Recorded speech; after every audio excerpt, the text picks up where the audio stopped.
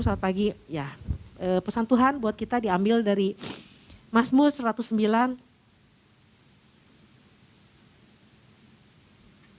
ayat yang ke-21 dan sampai ke-22.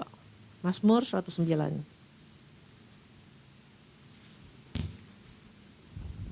Oke. Saya baca di sini aja. Tetapi Engkau ya Allah, Tuhanku, bertindaklah kepadaku oleh karena namamu, lepaskanlah aku oleh sebab kasih setiamu yang baik. Sebab sengsara dan miskin aku dan hatiku terluka dalam diriku. Ya, jadi pesan Tuhan sebenarnya minggu ini sama minggu kemarin sama-sama sih sebenarnya berbicara tentang prajurit ya. Tentang prajurit Tuhan. Nah, minggu ini jangan menjadi prajurit yang luka. Minggu lalu tentang menjadi prajurit tapi mesti sadar sama punya senjata ya.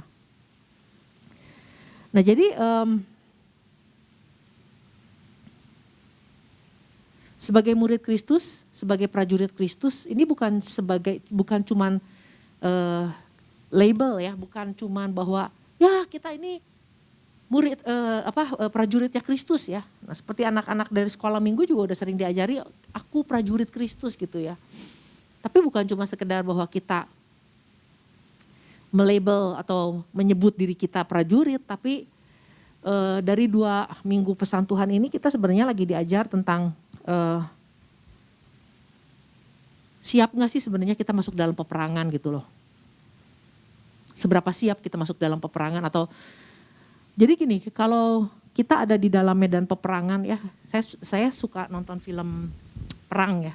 Nah pernah satu hari di dalam film yang saya tonton itu saya lupa apa.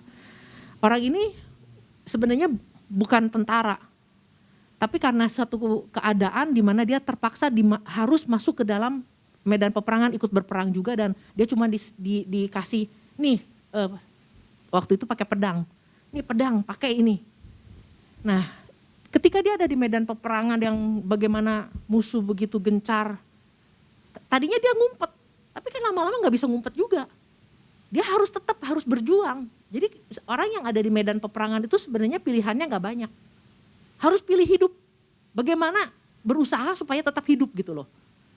Nah orang ini juga gitu, dari yang gak bisa pakai pedang, sampai akhirnya karena musuh tetap menyerang, akhirnya dia berusaha bagaimana sampai pokoknya dia harus tetap menang. Harus hidup. Nah jadi kalau kita berbicara tentang peperangan rohani juga sebenarnya sama ya. Paulus juga pernah bilang, kalau kita lihat dulu sebentar di dalam Efesus 6 ya, ini ayat tentang peperangan. Efesus 6 ayat yang ke-13. Sebab itu ambillah seluruh perlengkapan senjata Allah supaya kamu dapat mengadakan perlawanan pada hari yang jahat itu dan tetap berdiri. Sesudah kamu menyelesaikan segala sesuatu. Jadi sama Paulus juga di dalam peperangan rohani ya dia bilang kita berjuang bukan darah dan daging tapi perjuangan kita melawan pemerintah, penguasa, penghulu dunia yang gelap, melawan roh-roh yang jahat di dunia. Nah jadi yang Paulus bilang juga bagaimana setelah mengadakan perlawanan kamu tetap berdiri.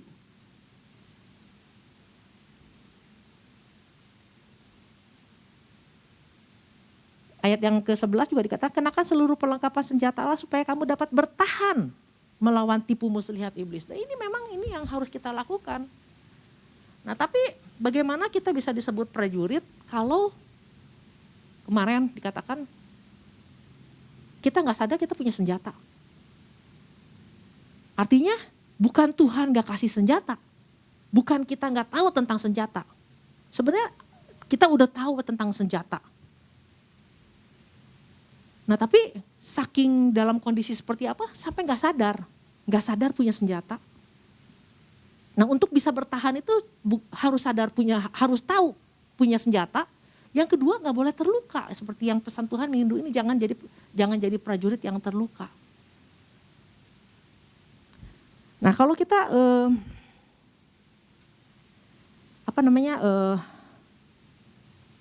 kalau kita ngaku bahwa kita adalah orang-orang yang connected to God ya. Jadi gini loh. Masalah peperangan bisa menang, bisa kalah dan tetap bertahan itu masalahnya gini, bukan senjatanya. Tapi masalahnya ada di dalam diri kitanya, di dalam diri prajuritnya. Betul? Di dalam diri prajuritnya. Makanya ini kan bicaranya sadari tentang senjata. Yang minggu ini jangan jadi prajurit yang terluka. Nah berarti kan kitanya ya.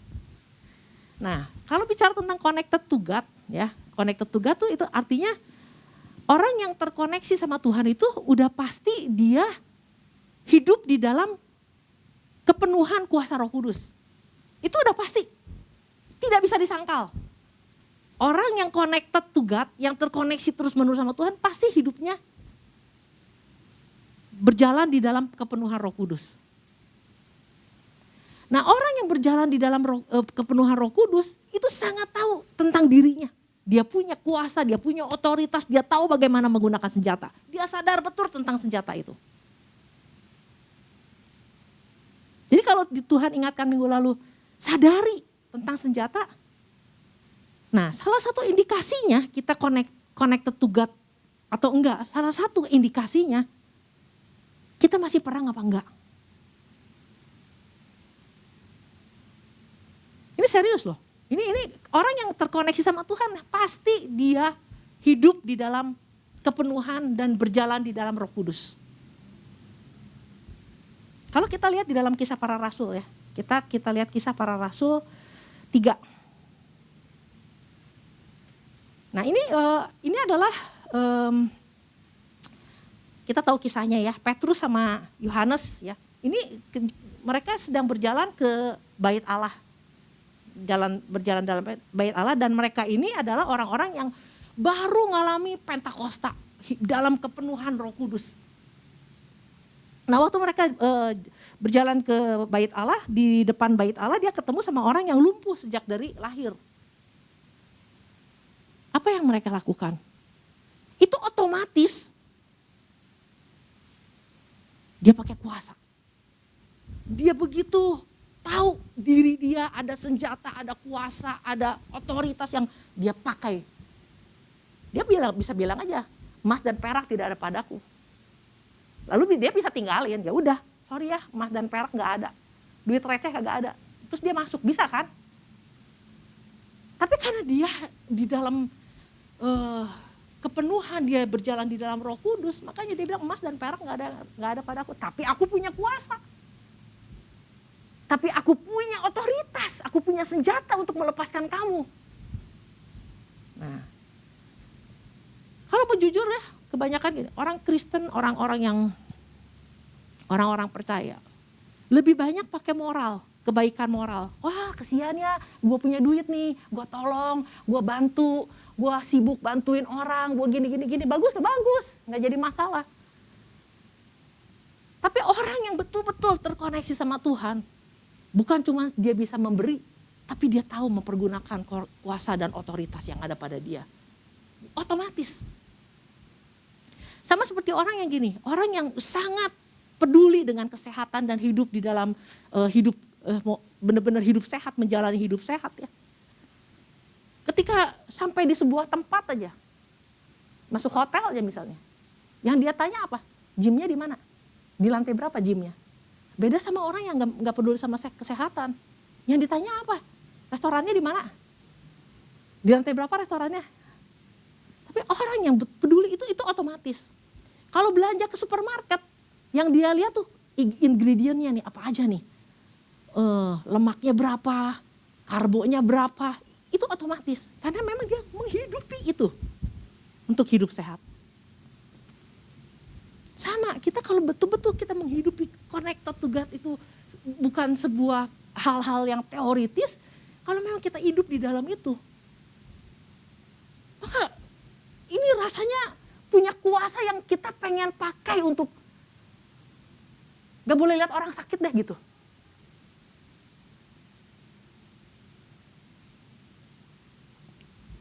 Otomatis.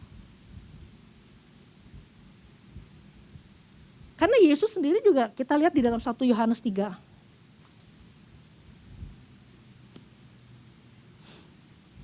Ayat yang ke-8.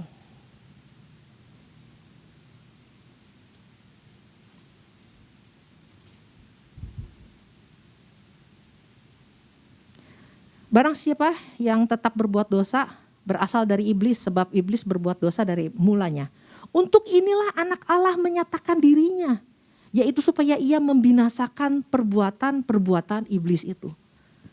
Jadi untuk ini Yesus itu datang menyatakan dirinya untuk apa? Membinasakan perbuatan-perbuatan iblis. Nah, membinasakan ini di dalam bahasa aslinya dikatakan luo. Artinya melepaskan, merubuhkan, menghancurkan, membatalkan. Ini istilah apa lagi? Perang. Menghancurkan, merubuhkan, melepaskan orang yang terikat dengan sakit, orang yang terikat dengan kuasa gelap, orang yang terikat dengan apapun juga dilepaskan. Nah, jadi sebenarnya melalui pesan ini saya jadi berpikir juga gini, bahwa kita ngomong connected to God, yang penting mah terhubung sama Tuhan. Seberapa keterhubungan kita sama Tuhan sangat terlihat dari seberapa kepekaan kita menggunakan senjata. Tahu kuasa, tahu otoritas yang sudah Tuhan kasih, sadar dan secara otomatis dipakai.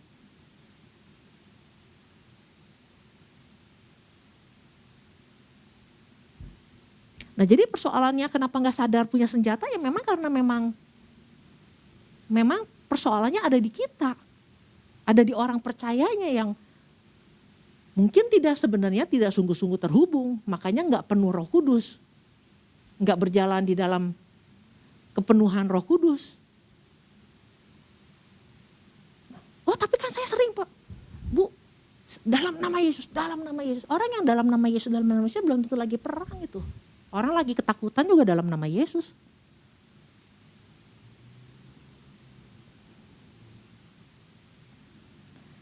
Nah, oleh karena itu, dari pesan ini sebenarnya kita lagi diingatkan, ayo cek deh. Benar-benar gak terhubung sama Tuhan? Karena orang yang terhubung, automatically dia tahu tentang kuasa. Dia tahu tentang senjata. Nah, kita juga diingatkan minggu ini bahwa untuk menjadi prajurit ini juga mesti sadar juga, cek lagi diri kita. Satu, tentang keterhubungan kita sama Tuhan. Yang kedua, kita cek masih ada nggak kita jadi prajurit yang terluka. Jadi kalau mau masuk medan perang, mesti betul-betul dalam kondisi fit. Nah, jangan lagi terluka kita masuk dalam medan peperangan.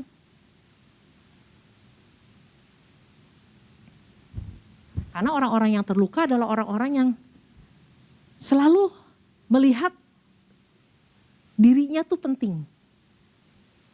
Orang yang terluka itu sensitif. Dirinya penting dan begitu mudah untuk melukai orang, mengasihani diri, merasa kecil, gak mampu. Jadi waktu mau perang juga, malu nanti orang bilang apa. Orang terluka seperti itu loh. Dia selalu melihat dirinya, aduh gak mampu. Saya ingat dulu pernah doa peperangan dan orang yang lagi terluka, dia akan ngomong gini, kenapa sih Bu Muti kalau doa marah-marah? Halo, gue lagi peperangan. Masa ada orang perang, dalam nama Yesus aku hancurkan musuh iblis, kan gak mungkin. Orang peperangan kan masih dengan ada power. Nah, tapi orang yang gak ngerti, orang yang terluka, orang yang hidupnya gak di dalam Tuhan, dia bilang kenapa sih marah-marah? Nah, makanya ini akan selalu terjadi perbedaan di dalam gereja. Kenapa? Karena ada orang yang rohaninya bertumbuh, ada orang yang rohaninya gak bertumbuh. Gak bertumbuh kenapa? Karena memang lagi sakit, gak bugar. Nah, jadi melalui pesan di minggu ini kita diingatkan sekali lagi. Paulus bilang kalau masuk dalam perlawanan mau lawan iblis, masuk dalam medan perang, pilihannya cuma satu buat kita. Kamu harus hidup. Kamu harus tetap berdiri, kamu harus bisa bertahan. Gak ada orang prajurit yang masuk ke medan peperangan, ya udahlah paling gue mati gitu. Tapi kan dia berusaha tetap untuk hidup. Nah, kalau luka nggak akan bisa. Nah, oleh karena itu Daud ajarin nih di dalam Mazmur 109. Kita lihat balik lagi ayatnya. Mazmur 109 ini kita diajarin tentang bagaimana kita untuk menyembuhkan luka. Kita mesti jujur sama Tuhan. Waktu kita ngomong sama Tuhan lukanya kita lagi ngomong sama diri kita sendiri, iya gue masih luka yang ini ya. Nah baru bisa ada pemulihan. Ya, di Mazmur 109 ayat yang ke-20, dari yang 20 dikatakan, biarlah semuanya itu dari pihak Tuhan menjadi upah orang yang mendakwa aku dan upah orang-orang yang berkata-kata jahat terhadap aku. Ya, berkata-kata jahat terhadap aku.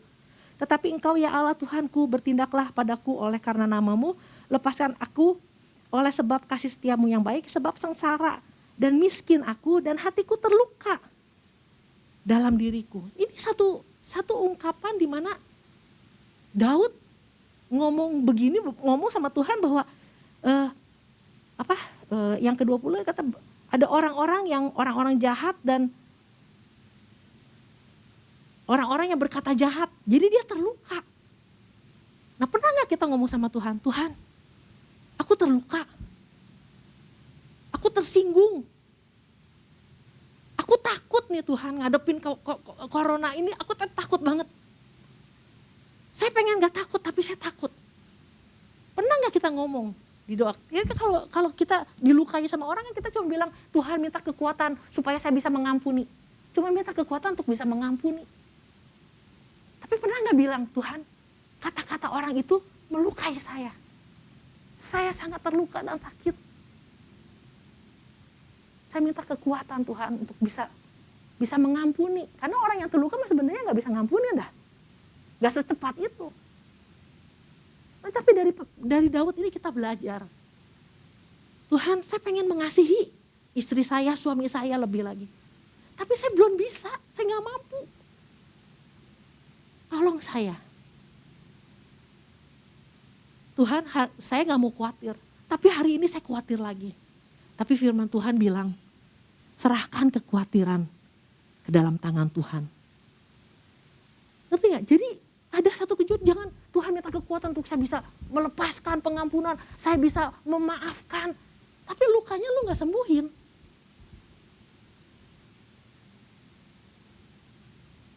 Nah ini satu kejujuran yang sebenarnya gini, kalau baca Mazmur ya, kitab Mazmur itu dikatakan the book of human emotion.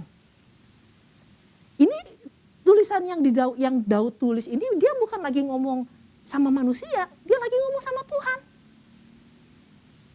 Ini bagian dari hubungan dia sama Tuhan tuh, dia ngomong.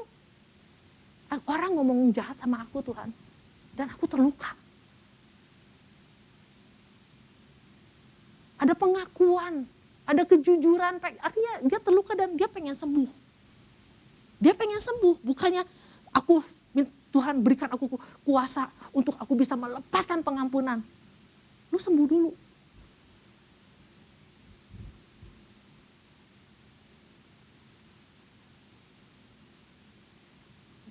Kalau nggak salah di Asaf juga pernah ngomong kan, dia iri Tuhan, aku cemburu sama orang-orang fasik. Kok mereka gendut-gendut ya? Mereka kayak gak punya masalah. Itu ngomong jujur sama Tuhan. Ini Mazmur ini lagi ngomong bahwa inilah perasaan dia, emosinya dia yang dia rasakan. Dan dia ngomong sama Tuhan, aku cemburu loh Tuhan. Hari ini aku jatuh lagi dalam dosa Tuhan. Ampuni saya. Jadi dia sadar, dia jatuh dalam dosa. Nah ini yang Tuhan cari. Di dalam Yohanes 4 ayat yang ke-23 kita lihat.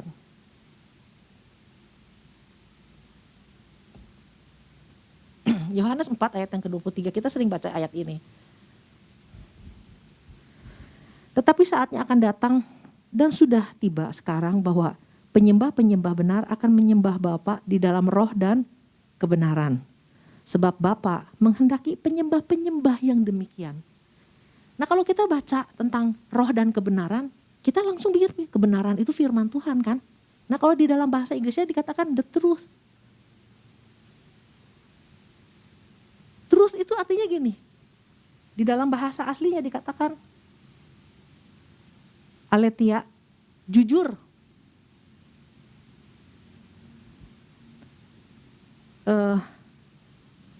Enggak pura-pura. Enggak ada tipu daya. Enggak ada bohong. Jadi menyembah Tuhan di dalam roh dan kebenaran. Dengan hati yang jujur. Enggak ada kepura-puraan. Enggak ada tipu daya. Enggak ada trik.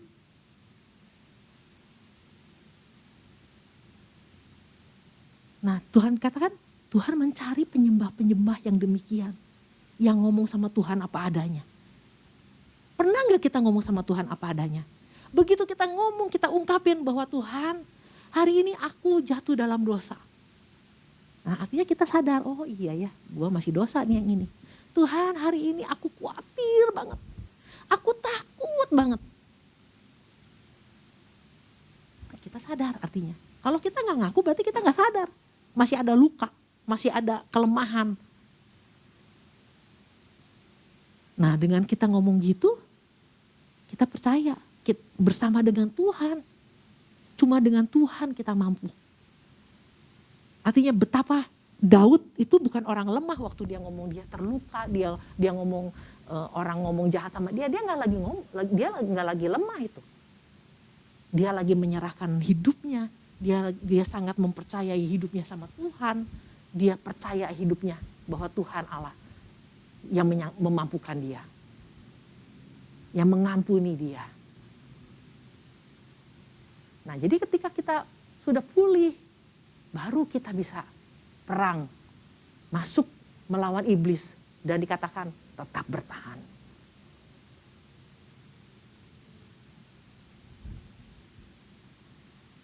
Oleh karena itu biar pagi hari ini kita sama-sama belajar bahwa gak cukup cuman saya minta kekuatan, kemampuan untuk ini dan itu. Bisa mengampuni orang yang ngatain saya. Ke orangnya, kita selalu ngomong tentang orangnya. Orang yang nyakitin saya, keadaan yang membuat kita jadi susah, kondisi ini, kondisi itu.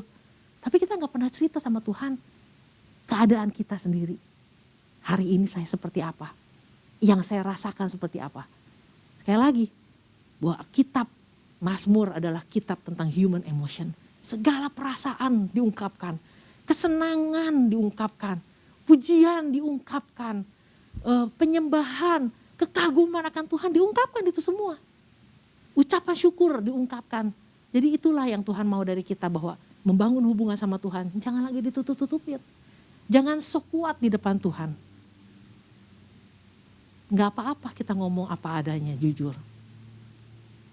Sebab Tuhan katakan di hadapan setan, Ayub hambaku yang jujur. Nah jadi bilang pengakuan akan jujur juga datang dari Tuhan. Bukan kita bilang saya mah orang jujur. Cuma Tuhan yang tahu kita jujur apa enggak. Nah kalau kita percaya bahwa kita punya hubungan sama Tuhan. Dan kita percaya bahwa seluruh luka sudah dibereskan. Maka masuk dalam peperangan. Kita akan menjadi orang-orang yang tetap berdiri. Tetap bertahan. Menjadi orang-orang yang menang. Demikian firman Tuhan, Tuhan berkati.